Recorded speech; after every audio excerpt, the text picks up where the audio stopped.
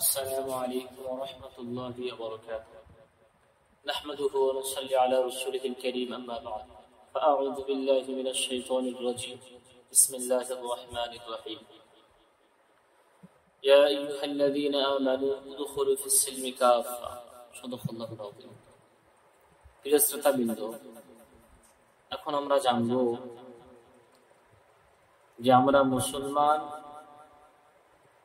আমাদের ধর্মের নাম কি হানাফি নাকি মুসলমান নাকি আহলে হাদিস?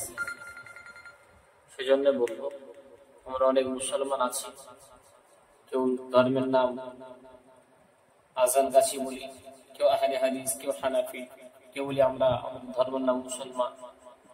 বিভিন্ন রং বেরঙের চিন্তা ভাবনা আমাদের মাথার মধ্যে আছে। দেখুন, ইসলামিক জ্ঞান আমাদের প্রত্যেকের অর্জন করা দরকার। দেখুন, আমাদের ধর্মের নাম কি? আমাদের ধর্মের নাম হলো ইসলাম। হানাফি নয়, শাফি নয়, মালিকি নয়, হাম্বলি নয়। আমাদের ধর্মের নাম ইসলাম। এই ইসলাম ধর্ম যিনি গ্রহণ করেন তাকে বলা হয় মুসলমান। মুসলমান মানে কি আত্মসমর্পণ করে। প্রশ্ন হচ্ছে, তাহলে হানাফি, শাফি, আহলে হাদিস এগুলো কি এক একটি দল? এগুলি এক একটি দল।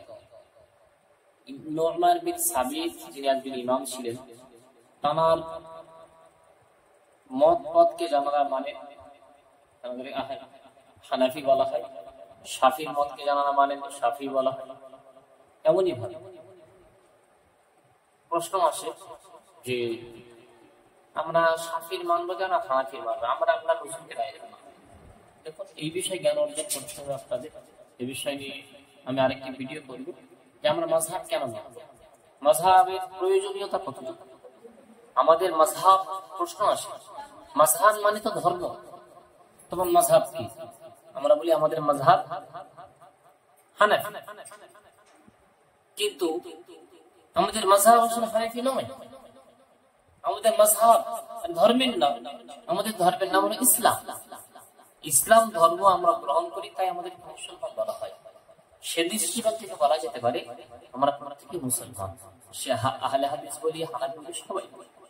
কিন্তু আমরা যাকে অনুসরণ করি, ফলো করি, সেদিক দিয়ে আমরা হানাফি বলতে পারি। মাযহাব মানে কি? মাযহাব মানে চলনে কি রাস্তা। আমরা কেমন ভাবে চলবো, কোন পথটা অনুসরণ করবো, কোনটা ঠিক বেঠিক বুঝবো কি করে। 4-5 রকম হাদিস আছে।